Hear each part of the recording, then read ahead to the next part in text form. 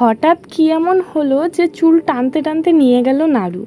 এবার তোমাদের বলি, ওর চুল নাড়ুর চোখে মুখে লাগছিল আর ও এত বিরক্ত করছিল যে বলার মতন না। আর এটাই ভিডিও করা দেখে ও প্রচণ্ড পরিমাণে খুশি হচ্ছিল।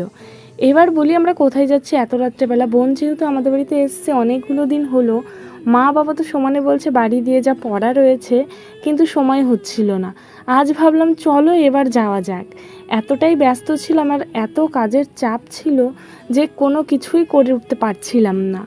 আর দেখো মাথার ওপর চাঁদ মামা, আমরা গুটি গুটি করে এখন কিন্তু প্রায় আমাদের এলাকার মধ্যে চলে এসেছি।